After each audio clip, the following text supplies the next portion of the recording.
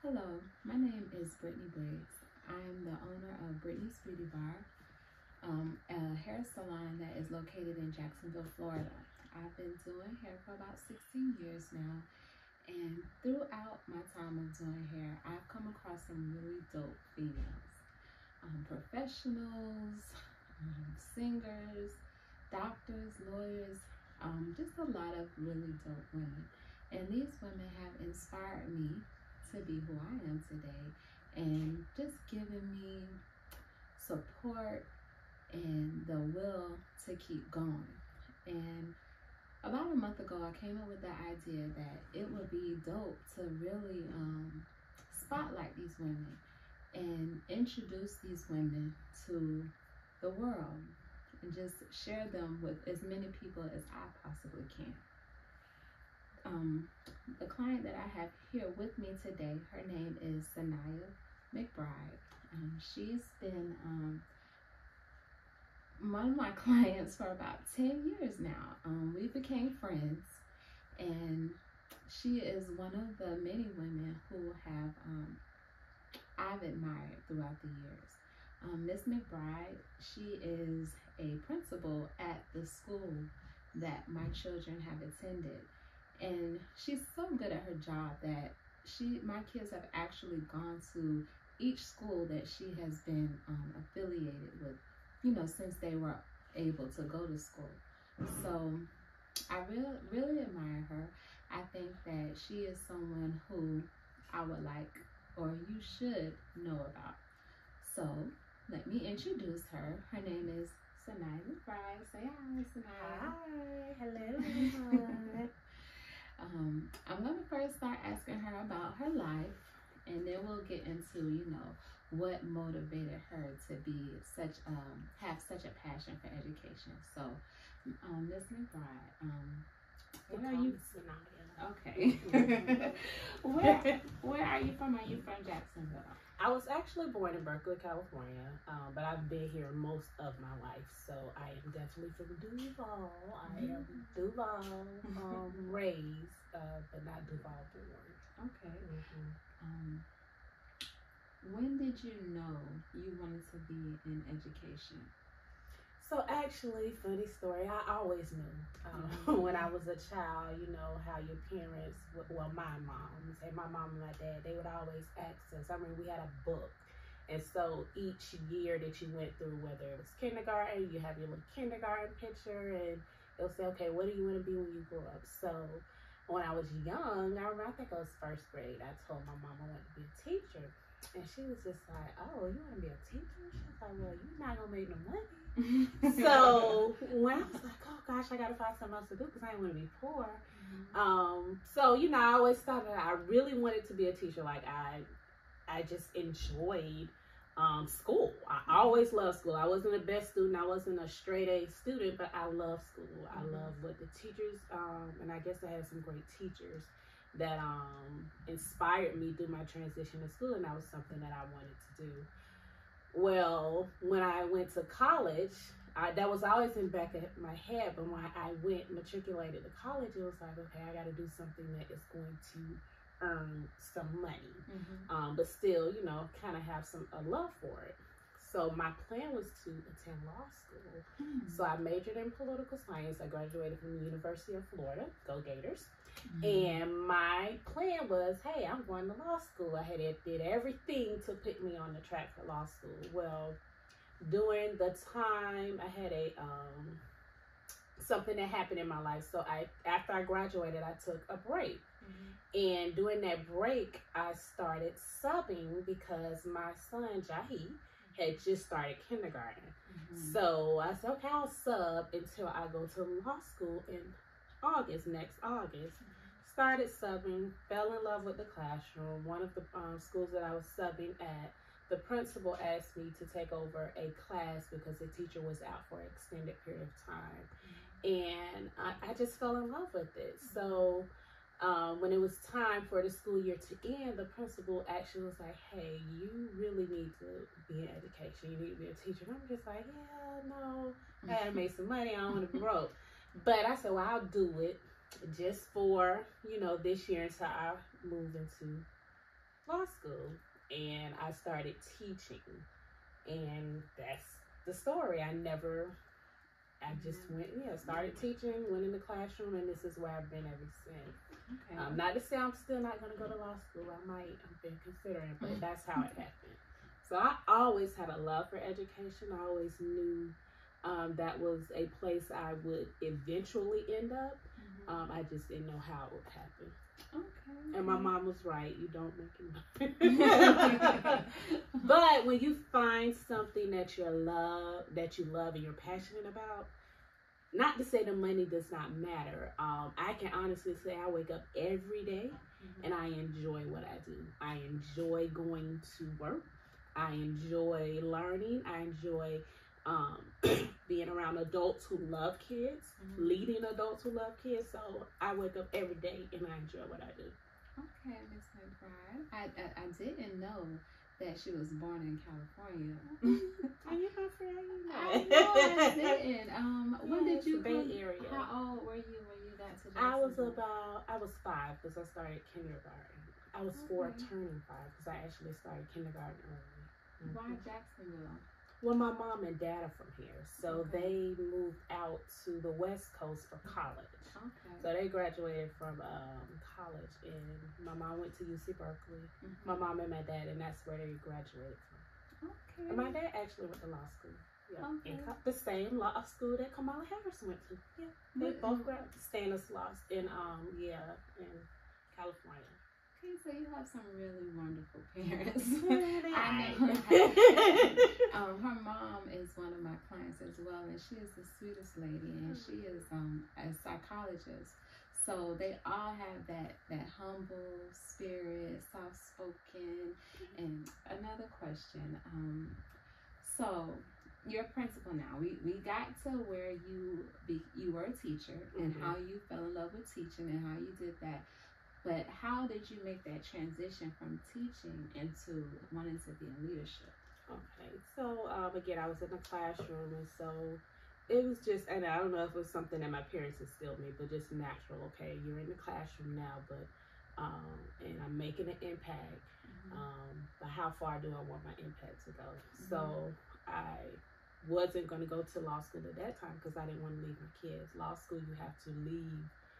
I would have to leave my job and go to law school full time, and that was not an option at that time. So I entered in a master's program because with that you can still work and you still can work on your master's. So naturally, educational leadership was my major that I chose because I felt that if I could make the impact that I was making in the classroom with students and just with the colleagues on my grade level, that as a leader, you know, in administration, that could be impact on an entire school that could influence more students, more teachers, and more families. So it was kind of the natural progression, and that's what I did. So after I got my master's, I took my my ed leadership exam, because you have to take that as well to get the school leadership certification passed, and I was hired.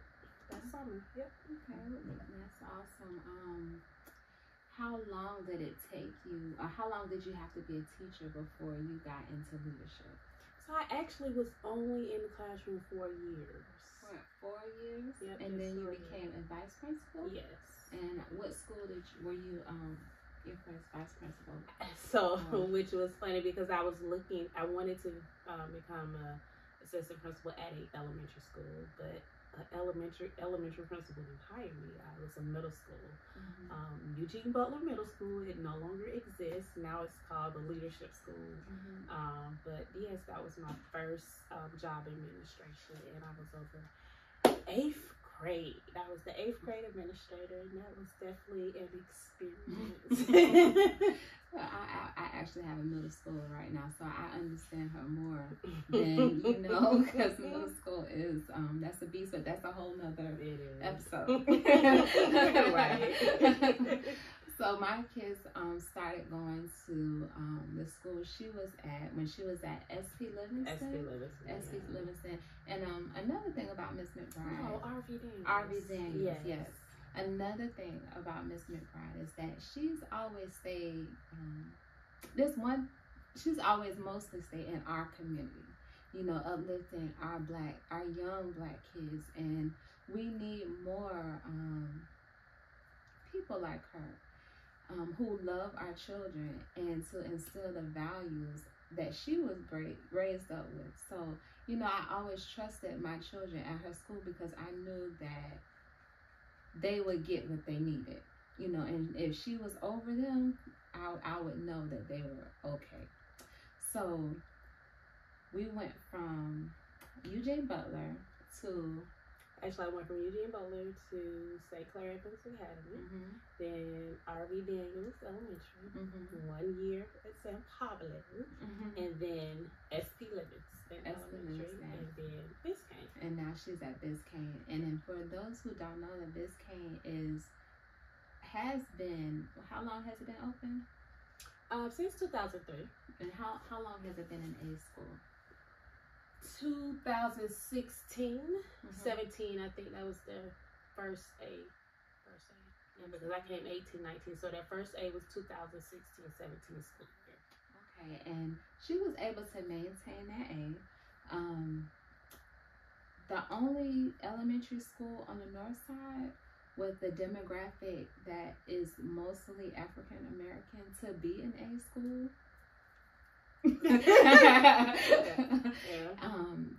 Now we went through COVID. Yeah, we did, and I'm still going through COVID, and I know that was a transition for parents and teachers. So, how did that affect you? Me personally? Or how did it affect school? Or how you're teaching? Yeah. So, March of 2020, we shut down. So we went to spring break and we never came back. And it has changed the whole face of education. The way we do things, the way we plan.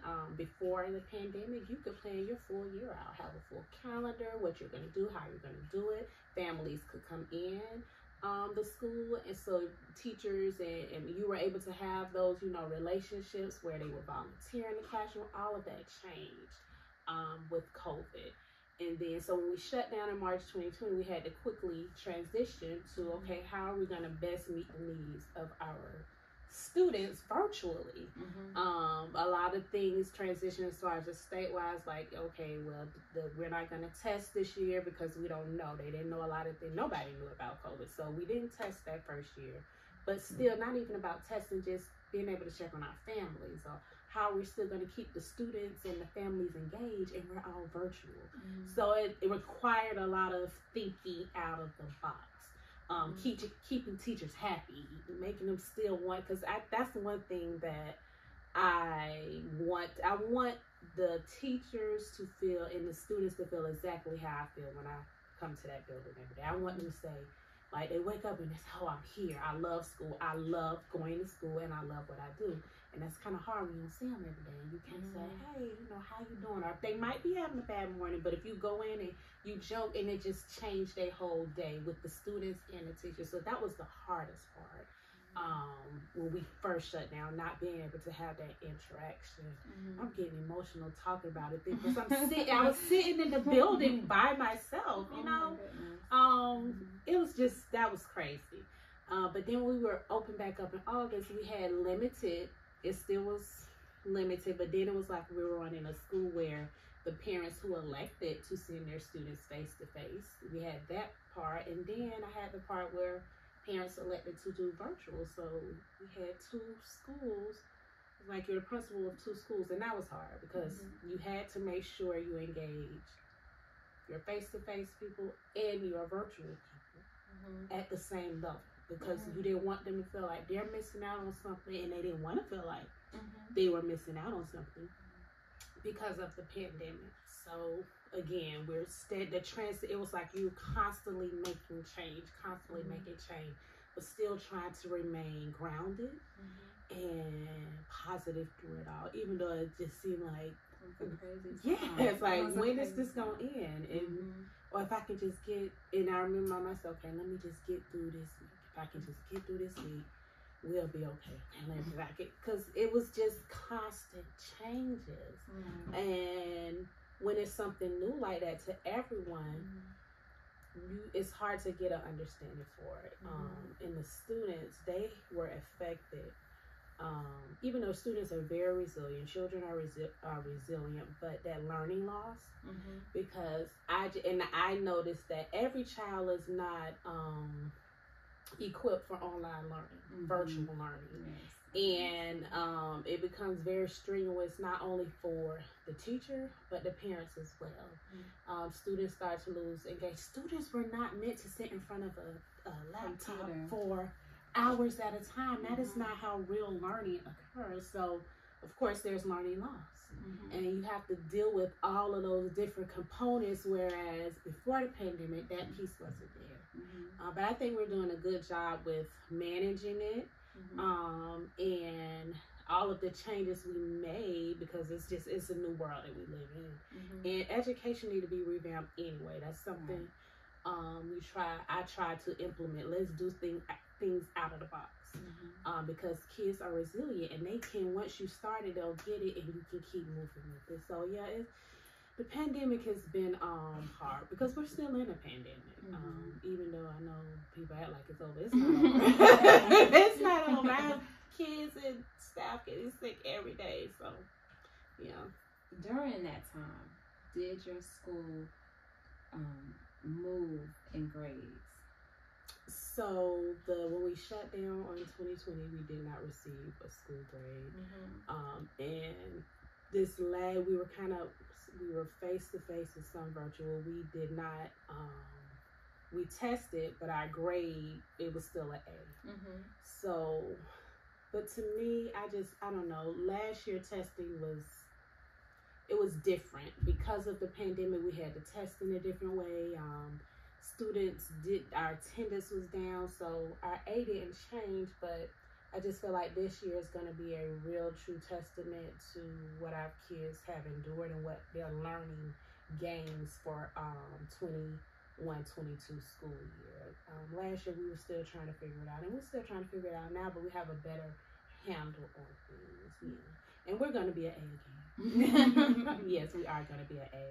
And also, what type of things, because I noticed since my children do go to the school, Miss McBride has a lot of parent engagement, more so than I've seen at other schools. There's a lot of fun things that they do. They do math night, science night, and even when there was the pandemic and the schools were shut down, I remember the kids having a virtual party where they had a dance party. It was so much fun. Like they had a DJ. They had a DJ on Zoom.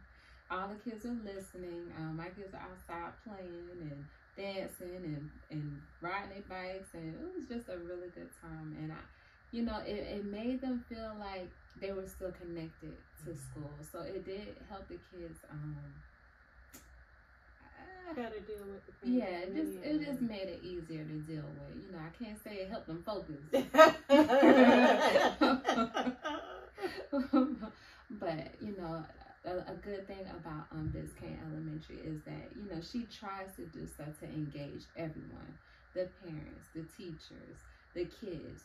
So I can't go on about how much I love that school. So I know I have a lot of I went to First Coast, so I know a lot of the people that are gonna probably look at this are still in the Dunn Avenue area, in the Biscayne area. So if you are looking for a school for your kids to go to, elementary school, hands down, Biscayne Elementary is where you want to go. Is there anything that you would like to say about that? Well, I do. We are the stellar choice in education for a reason. Biscayne Elementary Leadership Academy. I think we are the best school in New York County Public Schools, and not only just because we're an A school, but we look at the whole child. And I say we. Yes, I'm the principal and I lead, but it's because it's a team effort. And I make sure that I try to involve my team in everything that we do.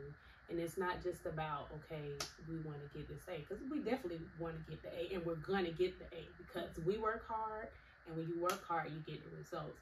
But it's about how are we developing the student, the child, to grow up and be a world-changing leader. Because we believe the impossible, we believe in the impossible, and we do the impossible at Biscayne Elementary. So yeah, academics is the forefront, but it's more than just academics. We try and build their character, any skill set that they come, because I believe every child is gifted. We try and make sure that we have something in place for that child, whether it's the chorus, whether it's the band, whether it's cheerleading, dance. We have an orator club. We try and engage our students in every way because we want them to have the best experience ever in elementary school. Fall in love with learning, because that's going to carry them through middle school. And middle school is hard. But if they have that great foundation and that experience where they just fall in love with school, when they do matriculate and they go through that middle school age and finding themselves and finding their voice and growing into the leader that they're going to become, I feel like we did our part. And if that's what you want for your child, if you want your child to hone in those leadership skills, you want your child to be stellar in every way, not just academically, then yes, definitely come reach out to us at Biscayne Elementary Leadership Academy, because that's what we have to offer to our students, and not just our students, but our families as well. We try and engage every stakeholder that's a part of the process.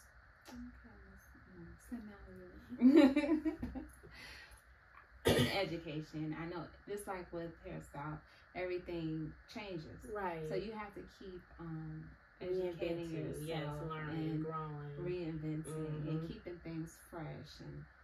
But where do you see yourself in, I say, 10 years? Wow. And you know, I've been, and it's funny that you say that, because I've been contemplating this for about 6 months. I'm doing what I'm supposed to do at this time, but I know eventually God is gonna push me somewhere else. I just don't know where yet. So I am definitely networking. I am exploring other options for the future, not right now. I wrote a book, as you know. So we're doing some things, me and my partner, Talisa Pitts, we're doing some things on that level. What is the name of that book? Name of the book is The Runaway Alphabet. We have another book dropping very soon, and it's actually a series. So, and it's the alphabets, and they have all of these different experiences where they run away, but eventually they come back home. So it's a great book. It's on Amazon, Runaway Alphabet by Talisa Pitts and Sanaya Mcbride. So check it out. And we'll be dropping the next book very soon, so be on the lookout for that. Great book. Your kids will love it. You will love it too, not just the kids. So I'm doing something with that. I am also going to be pursuing another avenue. I'm looking at doing some consulting work. And again, I haven't put law school all the way off the plate. I might go back to law school, because I firmly believe in education and get the highest degree possible. Okay, so this is really the reason why I wanted to do this, because I know there are a lot of young women out there who don't know what they want to do, who don't know, who don't see themselves in people, who don't feel like they can do it, who, you know, you can be anything that you want to be. You can do and achieve and work towards having your dream. She's an everyday woman who has a family, a daughter. She had a son in college, and you know, she was able to fulfill her dream, fulfill her passion, just because she had that passion for it. She had that drive. She wants to keep working at it. She wants to take it to the highest level that she goes, and she has to actually work for it. You know what I mean? If you are willing to put in the time, if you're willing to put in the work, then and follow your dreams. Who's to say? Nobody can stop you from doing what it is that you want to do. And what you want to do may not be for everybody to understand, but that is for you to understand. So what type of advice would you give that person who may be confused about what it is that they want to do? So, and I just to piggyback on what you said, the advice I would give someone is that you can definitely do anything you want to do. You are your biggest enemy. What we do is we self-doubt. We let that encompass our thoughts, and when you do that, it that fear comes in, and it cripples you from pursuing whatever it is you think that you can pursue. But before I even go that way, if you can think of something and you say, dang, I wonder if I can do that, try and find someone in that field where you can say, hey, they're successful at it, and if they're successful at it, I know I can be successful at it. Find that person and look and see what they're doing. Garner your inspiration from them. I know when I wanted to go into administration, I surrounded myself with APs and principals because I said, okay, I need to see what they're doing, learn from them, because I know this is the path that I want to take.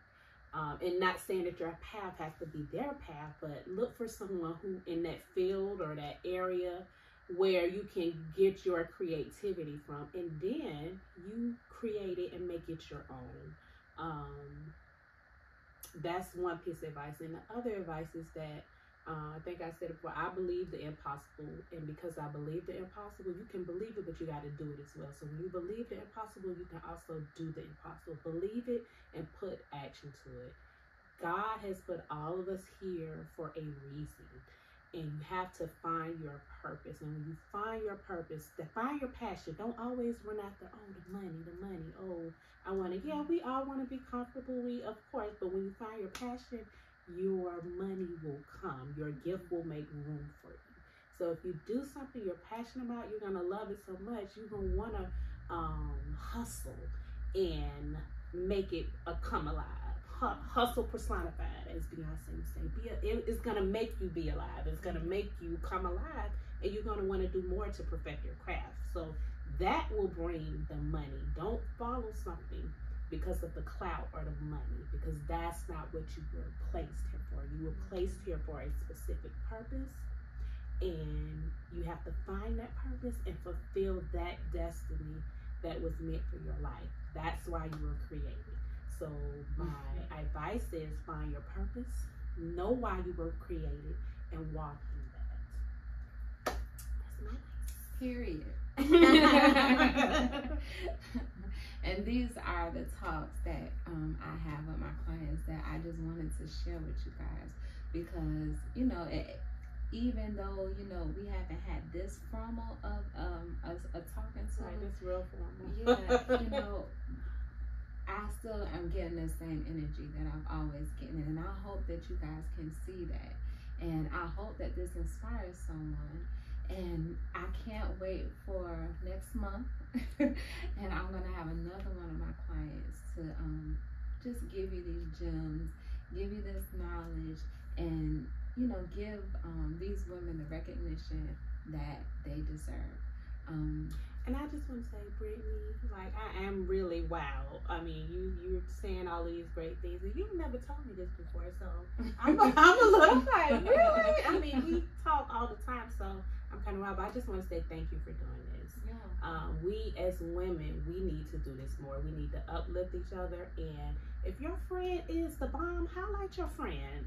Put them on blast, because that's what we don't do. It's like we do a lot of backbite or fake, oh yeah girl. No, we need to highlight each other. So I just thank you for being innovative and creative and bringing this to the forefront. And I'm the first one. Wow.